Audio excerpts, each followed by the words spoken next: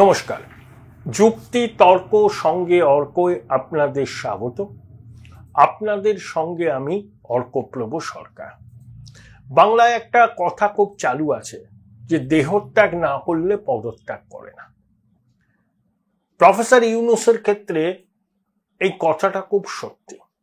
যে ভদ্রলোক গ্রামীণ ব্যাংকের ম্যানেজিং ডিরেক্টরের পদ ছাড়তে চাননি, 60 বছরে অবসরের নিয়ম, ছিলেন 71 বছর পর্যন্ত, আদালত রায়ে সরতে হয়েছিল, তাই আপিল মামলা করেছিলেন, তারপর ঘাড় ধাক্কা খেতে হয়েছিল। উনি যে যে সংস্থা প্রতিষ্ঠা করেছিলেন সবকটি সংস্থাতেই তিনি কিন্তু ওই চেয়ারম্যান বা সমতুল্য পদে আছেন। অত্যন্ত লোভী মানুষ তো বাংলাদেশের অনেকে এক্সপেক্ট করেছিলেন ও নিজের জগতে ফিরে যাবে। প্রফেসর ইউনূস তো সর্বলোক হলো বিশল্য করেনি, বিরাট বড় ইমেজ, হ্যাঁ বাংলাদেশকে একটু গুছিয়ে টুছিয়ে দিয়ে ও আবার প্যারিসে ফিরে যাবে। তারা বুঝতে পারেননি এই আন্তর্জাতিক খ্যাতি সম্পন্ন বাটপালার মিথ্যুক কোনোদিন পদ ছাড়েন না। পদে গেলে সেখানে বসে থাকেন যতক্ষণ না লাথি মেরে সরানো হয়। গ্রামীণ ব্যাংক থেকে তাকে লাথি মেরে সরানো হয়েছিল। এবার অন্তর্বর্তী সরকারের মুখ্য উপদেষ্টা হিসাবে দায়িত্ব নেওয়ার সময় প্যারিস থেকে যখন ফিরলেন, বিমানবন্দরের সাংবাদিকরা তাকে জিজ্ঞাসা করেছে, তখন তিনি সংস্কারের কথা বলেছেন, একই সঙ্গে বলেছেন মিনিমাম 6 বছর সময় দিতে হবে। 85 বছর বয়স, 6 বছর মানে 91, ব্যাস। ঠিক আছে, আপনি 91 কেন, আপনি 100 বছর পর্যন্ত ক্ষমতায় থাকতে পারেন যদি ভোটে জিতে আসেন। যদি মানুষ আপনাকে ভোটে জেতায়, নির্বাচিত করে, থাকুন ক্ষমতায়। আপনি একটা দলকে প্রতিনিধিত্ব করবেন, সেই দলকেও ক্ষমতায় আসতে হবে ভোটে জিতে। কিন্তু সম্পূর্ণ বেআইনি ভাবে, অগণতান্ত্রিক ভাবে নির্বাচনকে পিছিয়ে দিয়ে সংস্কার নামক একটা গাজর ঝুলিয়ে আপনি গণতান্ত্রিক ব্যবস্থার মূলে কুঠারাঘাত করে ক্ষমতায় থাকবেন, এটাই তো আপনার ছক। আপনার একটা ইকোসিস্টেম আছে, তারাও ইকুয়ালি বদমাইশ। তাদের মধ্যে কয়েকজন আবার বিদেশি নাগরিক, যাকে আপনি ন্যাশনাল সিকিউরিটি অ্যাডভাইজার করেছেন, আপনার স্পেশাল রিপ্রেজেন্টেটিভ, সেও বিদেশি নাগরিক। সংবিধান সংস্কার কমিটির মাথায় যাকে বসিয়েছেন সেও বিদেশি নাগরিক। যাদের বাংলাদেশের প্রতি কি টান ভালোবাসা আছে কেউ জানে না, ইউনূস জানে, কারণ ওর ইকোসিস্টেম চেনে জানে, এনে বসিয়ে দিয়েছে। ওর প্রেস সচিব শফিকুল আলম একটা ভাঁড় বলছি কেন, ভাঁড় রাজাকারের বংশধর এবং পাক্কা বদমাইশ। ও এখন বলতে বড় সচিব হয়েছে। ফেসবুক পোস্টে লিখেছে, এই যে ট্রাম্প ট্যারিফ জারি করলেন, তারপরে 3 মাসের জন্য স্থগিত করেছেন, বাংলাদেশের উপর 37% বসিয়েছেন। ইউনূস থেকে একটা চিঠি লিখেছিলেন যে 90 দিনের জন্য স্থগিত করা হোক, আলাপ আলোচনার মাধ্যমে সেটা ঠিক হবে।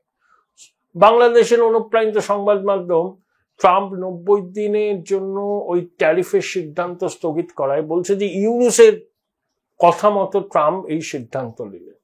এর থেকে বড় স্থাবকতা, এর থেকে বড় চামচাবাজি আর হতে পারে? এবং শফিকুল আলম সেটাকে পোস্ট করেছেন। কেন করেছেন? এর পিছনেও চক্রান্ত আছে। ওই যে ইউনূসকে তুলে ধরা, আমার এই দেহখানি তুলে ধরো, যে প্রফেসর ইউনূস এমন ব্যক্তিত্ব, স্বয়ং ডোনাল্ড ট্রাম্প তার চিঠিকে মর্যাদা জানিয়ে সিদ্ধান্ত নিয়েছে। ওই চিঠি তো ডাস্টবিনে ফেলে দিয়েছেন। ট্রাম্প কেন নিয়েছেন?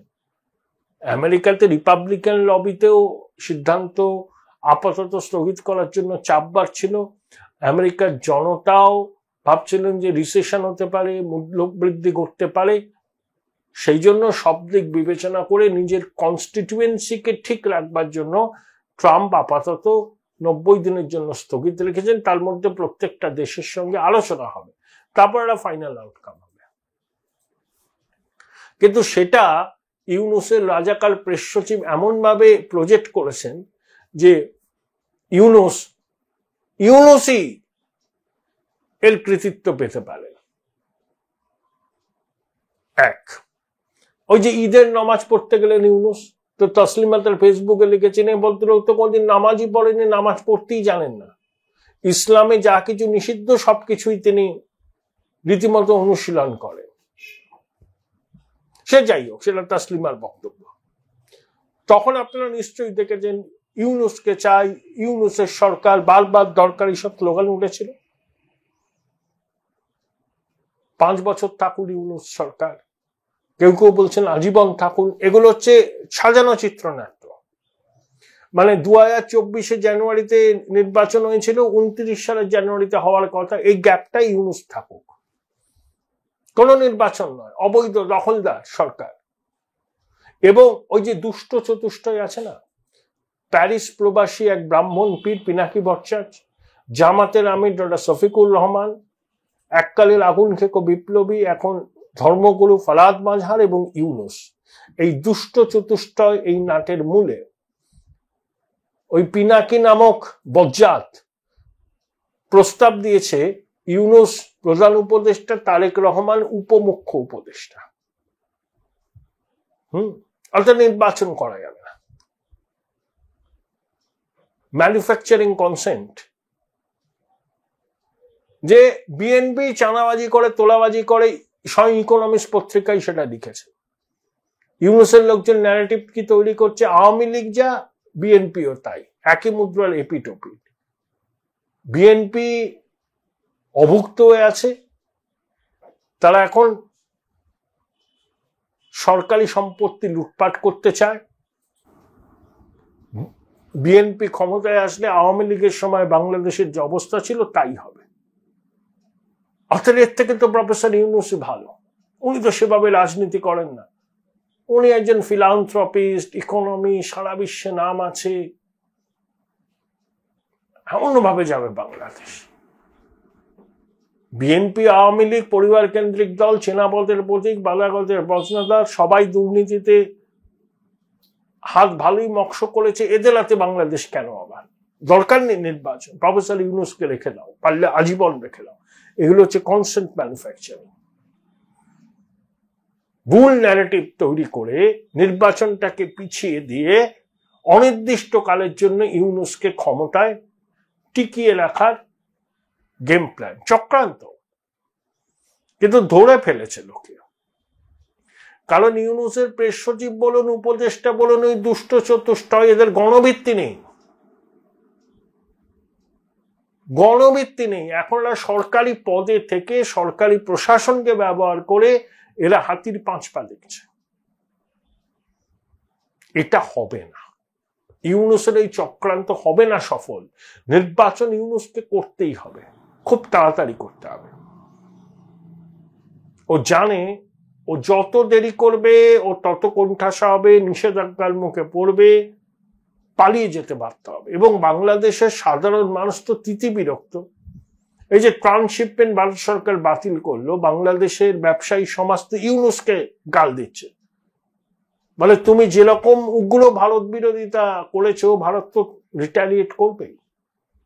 দিব্যিতে আমরা ব্যবসা করছিলাম 4 বছর 5 বছর হয়ে গেল, 2020 সালের জুন থেকে। এখন ইউনূসের বাণিজ্য উপদেষ্টা, সে নিজেও শিল্পপতি, সে বলছেন হ্যাঁ ক্ষতি হবে না, আমরা অ্যাসেস করছি। ওগুলো বলতে হয়।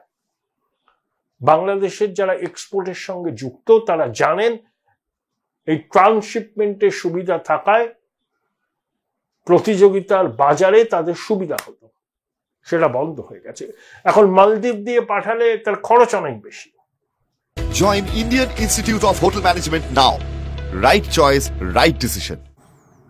এতদিনের অভ্যস্ত একটা সিস্টেম হঠাৎ করে বন্ধ হয়ে যাওয়ায় তারা তো বিপাকে পড়েছে।